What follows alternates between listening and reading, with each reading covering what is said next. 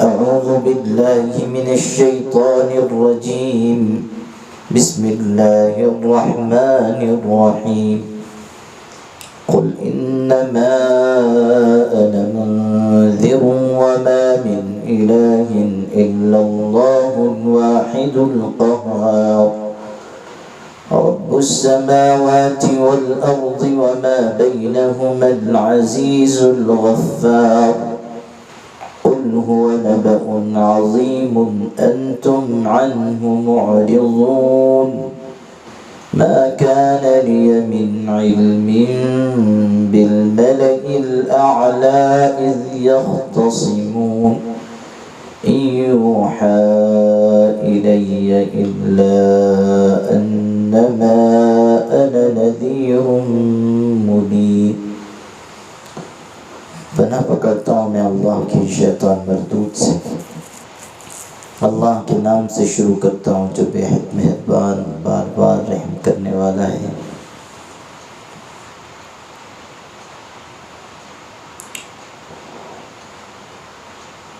آپ کہہ دیجئے میں تو بس ڈرانے والا ہوں اور کوئی معبود نہیں ہے مگر اللہ اکیلا دباؤ رکھنے والا. آسمانوں اور زمین کا پروردگار اور جو کچھ ان کے درمیان ہے زبردست معاف کرنے والا.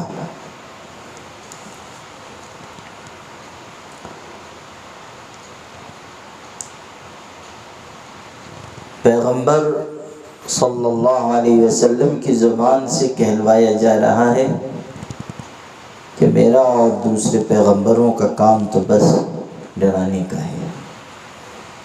اور اللہ تعالیٰ کی توحید پیش کی جا رہی ہے کہ اللہ تعالیٰ اکیلا زبردست غلبے والا ہے. کسی کو مجال نہیں ہے کہ اس کے آگے دم مار سکے اور کوئی نہیں ہے جو اس پر دباؤ بنا سکے، اس لیے کہ وہ تو خود قہر والا ہے، دباؤ والا ہے. اور مالک اور رازق بھی وہی ہے کہ آسمان و زمین میں جو کچھ ہے سب کی پرورش اللہ اپنے ذمہ رکھتا ہے. قل هو نبأ عظیم، کہہ دیجئے کہ وہ ایک بڑی خبر ہے. انتم عنہ معرضون، تم اس سے اعراض برت رہے ہو. قیامت آنے والی ہے، وہ ایک خوفناک حادثہ ہے، وہ بہت بڑی خبر ہے اور عام طریقے پر لوگ اس سے غافل ہیں. جیسا کہ ایک اور جگہ فرمایا اقترب للناس حسابهم وهم فی غفلۃ معرضون. حساب کی گھڑی قریب آ گئی ہے لیکن لوگ غافل ہیں اور اعراض برت رہے ہیں. اور کہیں یہ کہا گیا کہ عما یتساءلون عن النبأ العظیم، یہ پوچھتے ہیں کس چیز کے بارے میں پوچھ رہے ہیں؟ بڑی خبر کے بارے میں، بڑے حادثے کے بارے میں. اور وہ خبر جس کے بارے میں یہ آپس میں اختلاف کرتے ہیں، یعنی کچھ کہتے ہیں کہ وہ قیامت آئے گی، کچھ کہہ رہے ہیں کہ نہیں آئے گی. ما كان لي من علم بالملأ الأعلى إذ يختصمون، مجھ کو اوپر کی مجلس کی کوئی خبر نہ تھی جب وہ آپس میں تکرار کر رہے تھے. ملأ اعلیٰ، اور یہ اوپر کی مجلس کہلاتی ہے، یعنی جہاں فرشتے ہیں، مقربین ہیں اور جن کے ذریعے اللہ تعالیٰ کائنات میں اپنے احکامات اتارتا ہے، جہاں اللہ تعالیٰ کے فیصلے پہلے پہل بیان ہوتے ہیں اور پھر وہاں سے دنیا میں ظاہر ہوتے ہیں.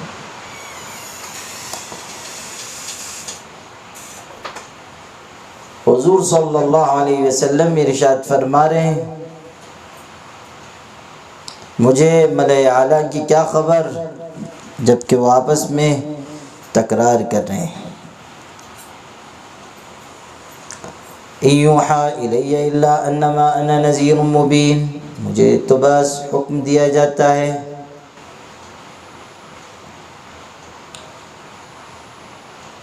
کہ اور تو کچھ نہیں مگر میں یہ کھلم کھلا ڈرا دینے والا ہوں۔ حضور صلی اللہ علیہ وسلم کی زبان سے کہلوایا جا رہا ہے کہ مجھے تو بس اس بات کا پابند کیا گیا ہے کہ میں آنے والے مستقبل سے اور حالات سے تم کو ڈرا دوں، اور قیامت کا یقینی علم تو بس اللہ تعالیٰ کے پاس ہے، اللہ ہی جانتا ہے کہ قیامت کب آئے گی،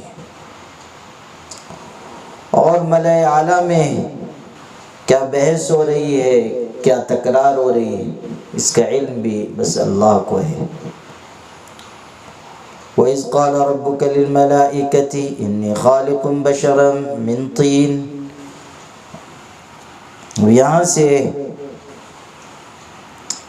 تخلیق آدم کا واقعہ مختصراً بیان ہو رہا ہے۔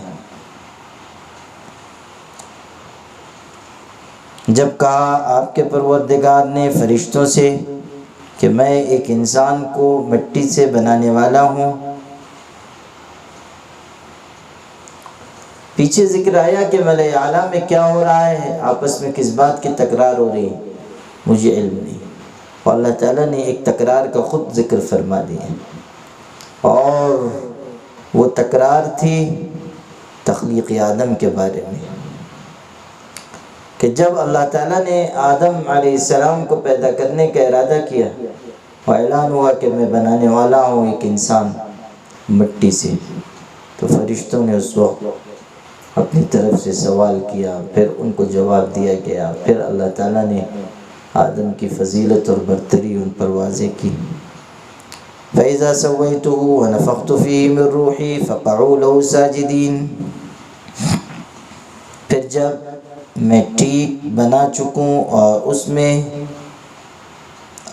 ایک اپنی جان پھونکوں،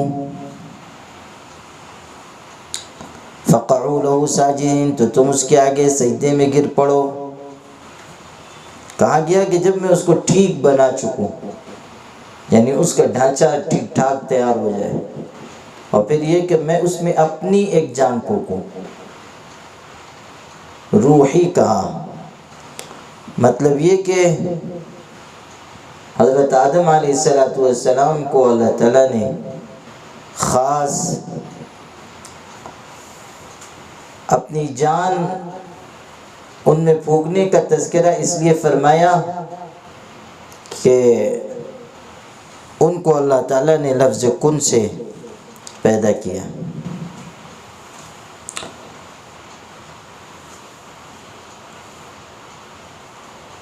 اور جو خصوصیتیں ان کو عطا کی تھی اسی کی بنیاد پر کہا گیا کہ اللہ تعالیٰ جب آدم کو پیدا کر چکے تو تم اس کے آگے سجدے میں گر جاؤ۔ فَسَجَدَ الْمَلَائِكَةُ كُلُّهُمْ أَجْمَعُونَ، پھر فرشتوں نے سب کے سب نے اکٹھے ہو کر سجدہ کیا، الا ابلیس، مگر ابلیس نے، استکبر وکان من الکافرین، اس نے تکبر کیا اور کافروں میں سے ہو گیا۔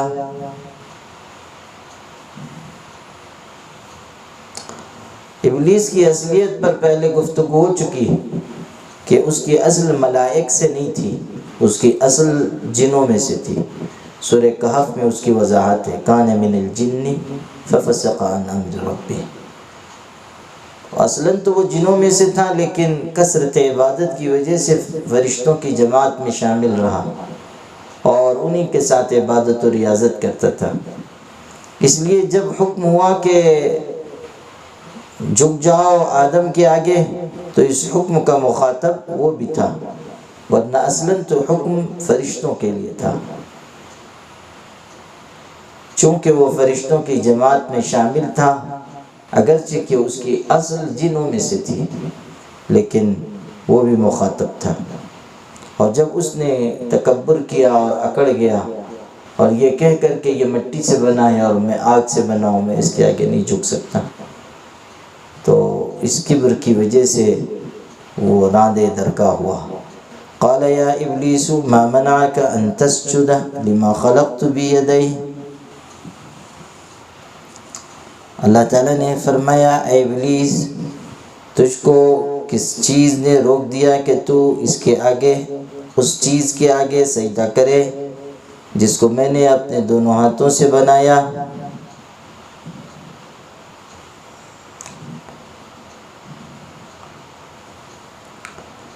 حضرت شاہ عبد القادر صاحب رحمۃ اللہ علیہ نے اس آیت کی تفسیر میں یہ بات لکھی ہے کہ اللہ تعالیٰ نے حضرت آدم کے بدن کو ظاہر ہاتھ سے اور ان کی روح کو باطن ہاتھ سے یعنی عالم غیب سے پیدا فرمایا،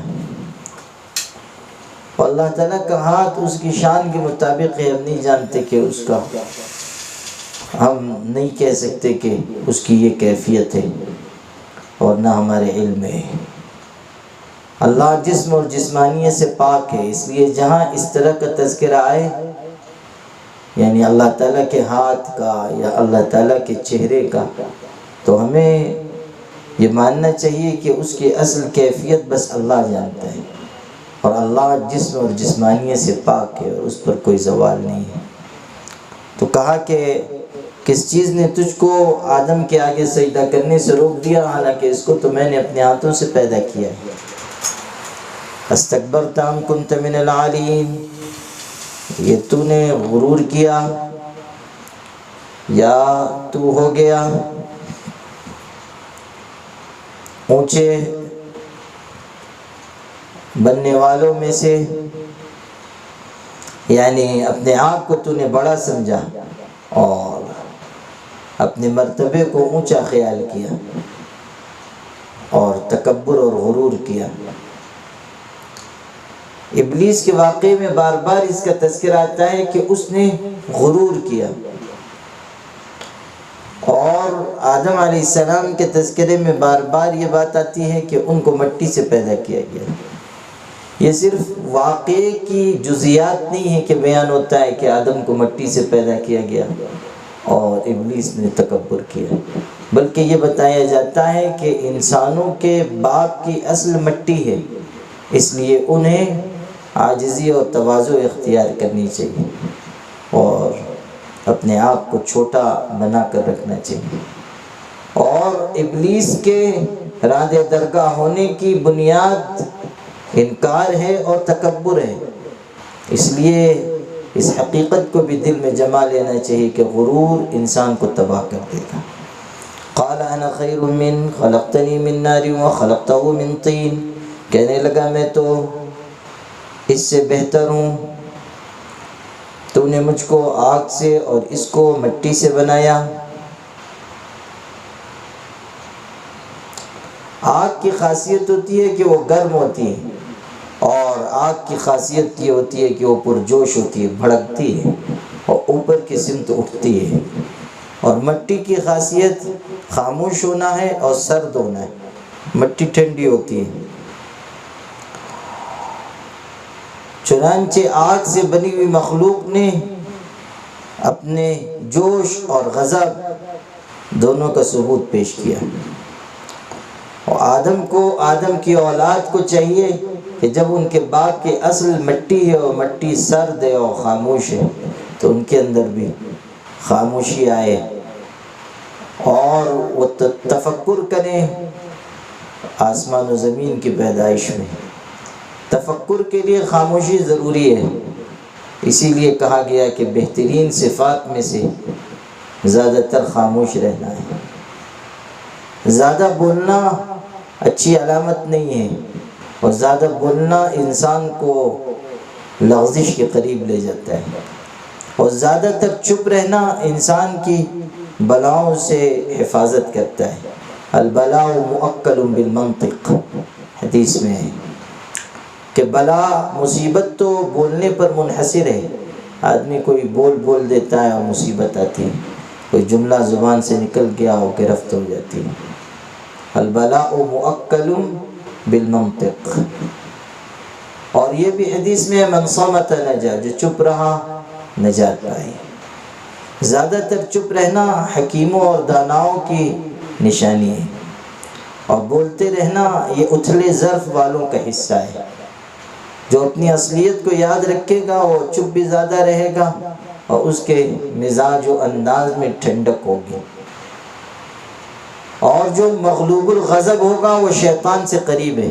اسی لیے حدیث پاک میں یہ بات ہے کہ جب غصہ آئے تو انسان وضو کر لے، اس لیے کہ غصہ شیطان کی طرف سے ہے اور اس کی اصل آگ ہے۔ تو جب شیطان کے اکسانے سے غصہ آیا تو پانی کی ٹھنڈک سے وہ ٹھنڈا ہو جائے گا۔ قال فاخرج منها فإنك رجيم،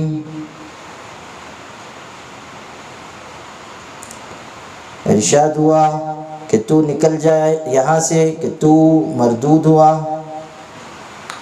جنت میں فرشتوں کی صحبت میں تھا، لیکن اب چونکہ اکڑ گیا، غرور کے راستے پر چلا، اس لیے نکال دیا گیا۔ منہا کے بارے میں دو باتیں کہی گئی ہیں کہ یہاں سے نکل جا یعنی آسمانوں سے نکل جا یا جنت سے نکل جا۔ مفسرین نے دونوں باتیں بیان فرمائی۔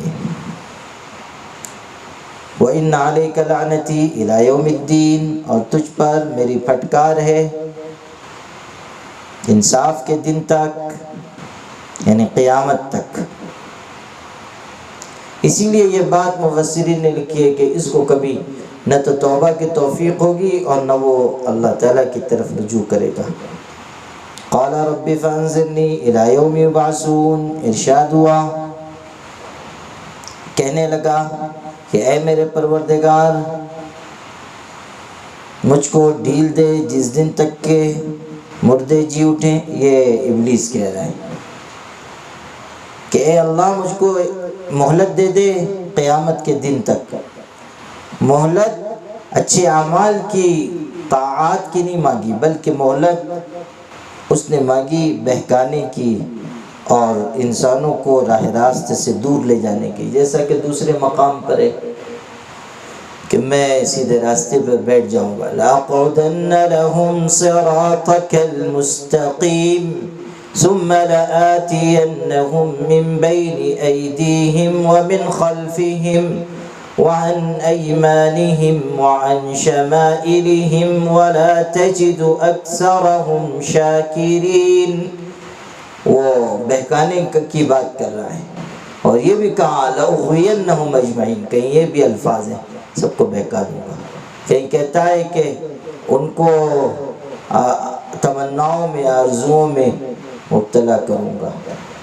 لَأُضِلَّنَّهُمْ وَلَأُمَنِّيَنَّهُمْ وَلَآمُرَنَّهُمْ فَلَيُبَتِّكُنَّ آذَانَ الْأَنْعَامِ وَلَآمُرَنَّهُمْ فَلَيُغَيِّرُنَّ خَلْقَ اللَّهِ، اللہ کی تخلیق بدلنے کے لیے ان کو لگا دوں گا۔ یعنی وہ ایسے طرز و انداز اختیار کریں گے جو فطرت کے خلاف ہیں، یا مرد عورتوں کا اور عورتیں مردوں کا حلیہ اختیار کریں، اللہ کی تخلیق کو تبدیل کریں، وغیرہ وغیرہ۔ تو یہ اپنے مشن میں لگا رہے گا، اور اسی کی اس نے اجازت مانگی اور اجازت دی گئی۔ قال فإنك من المنظرین، ارشاد ہوا تجھ کو ڈھیل ہے یعنی مہلت ملنے والوں میں تو شامل ہوا۔ الی یوم الوقت المعلوم، اس وقت کے دن تک جو معلوم ہے، یعنی پہلے نفخے کے قریب تک اس کو مہلت دی گئی۔ جو نفخ صور ہوگا اس وقت تک اس کو مہلت دی گئی ہے۔ قال فبعزتک لأغوینہم اجمعین، شیطان نے کہا قسم ہے آپ کی عزت کی، میں ان سب کو گمراہ کر دوں گا، الا عبادک منہم المخلصین، مگر آپ کے ان میں سے وہ بندے جو چنے ہوئے ہیں۔ قرآن پاک میں دو طرح کے بندوں کا ذکر آیا ہے، مخلصین کا یعنی چنے ہوئے، اور مخلصین کا یعنی اخلاص اختیار کرنے والے، اور دونوں قسم کے بندے اللہ تعالیٰ کے کامیاب ہیں۔ مخلصین یعنی جن پر نگاہ انتخاب پڑ گئے، اور مخلصین جو اللہ تعالیٰ کے حکم کے مطابق عبادت کر رہے ہیں اور اللہ کی رضا جوئی کے لیے اللہ تعالیٰ کی بندگی کر رہے ہیں۔ قال فالحق والحق اقول، ارشاد ہوا تو ٹھیک بات یہ ہے اور میں درست بات ہی کہتا ہوں۔ اللہ تعالیٰ کی سب باتیں سچی اور بالکل درست ہیں، ان میں کسی طرح کی کوئی کمی نہیں ہے۔ لَأَمْلَأَنَّ جَهَنَّمَ مِنْكَ وَمِمَّنْ تَبِعَكَ مِنْهُمْ أَجْمَعِينَ، میں ضرور دوزخ کو تجھ سے اور جو تیری راہ پر چلے ان سب سے بھر دوں گا۔ یعنی تیرا کام تو بہکانا ہے، جن کو تو بہکائے گا وہ بھی تیری طرح جہنم کی آگ کا ایندھن بنیں گے۔ قُلْ مَا أَسْأَلُكُمْ عَلَيْهِ مِنْ أَجْرٍ وَمَا أَنَا مِنَ الْمُتَكَلِّفِينَ، کہہ دیجئے میں تم سے اس پر کچھ بدلہ نہیں مانگتا اور میں نہیں اپنے آپ کو بنانے والا۔ حضور صلی اللہ علیہ وسلم سے کہلوایا جا رہا ہے کہ اس تبلیغ پر، رشد و ہدایت کی خدمت پر اور لوگوں تک توحید اور رسالت کا پیغام پہنچانے پر میں کسی معاوضے اور اجرت اور عوض کا طلبگار نہیں ہوں۔ انبیاء علیہ السلام کی دعوت بے غرض ہوتی ہے، اور جو انبیاء کے راستے پر چلیں انہیں بھی دین کا کام بے غرض ہو کر کرنا چاہیے۔ ضروریات کا تکفل اللہ تعالیٰ نے فرمایا ہے اور اپنے ذمہ لیا ہے۔ ما من دابۃ فی الارض الا علی اللہ رزقها، انسان روزی کے پیچھے اپنے آپ کو خوار نہ کرے، بلکہ دین کا کام کرنے والے اس حقیقت کو دل میں بسائیں کہ اللہ تعالیٰ بہتر روزی کا انتظام کرنے والا ہے۔ اگر لوگ تقویٰ کی اور ایمان کی راہ اختیار کریں گے، برکات ان پر نازل ہوں گی، آسمان و زمین کی کشادگی کی راہیں ان پر کھول دی جائیں گی۔ وَلَوْ أَنَّ أَهْلَ الْقُرَىٰ آمَنُوا وَاتَّقَوْا لَفَتَحْنَا عَلَيْهِمْ بَرَكَاتٍ مِّنَ السَّمَاءِ وَالْأَرْضِ، ارشاد ہوا کہ بستیوں کے رہنے والے اگر ایمان لے آئیں اور تقویٰ کے ساتھ رہیں، ہم ان پر آسمانوں اور زمین کی برکتوں کے دروازے کھول دیں گے۔ انسان اگر اللہ کا ہو جائے تو روزی چل کر آئے گی اور ضروریات کا انتظام ہوگا، اور اگر انسان خود ہاتھ پیر مارتا رہے اور تقویٰ اور صبر اور اللہ تعالیٰ کی رضا والا راستہ اختیار نہ کرے تو پھر روزی اور رزق کی تلاش اس کو ذلت و خواری میں ڈال دے گی۔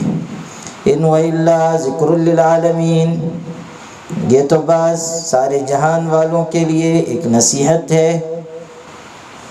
قرآن پاک نصیحت کے لیے اتارا گیا ہے۔ حضور صلی اللہ علیہ وسلم اور قرآن پاک دونوں رہنمائی کے لیے بھیجے گئے۔ حضور صلی اللہ علیہ وسلم بھی کائنات کے انسانوں کی ہدایت کے لیے بھیجے گئے اور قرآن بھی اتارا گیا نصیحت نامہ بنا کر۔ وَلَتَعْلَمُنَّ نَبَأَهُ بَعْدَ حِينٍ وَلَتَعْلَمُنَّ نَبَأَهُ بَعْدَ حِينٍ، اور تم جان لو گے اس کا حال تھوڑی دیر کے بعد، کچھ مدت کے بعد۔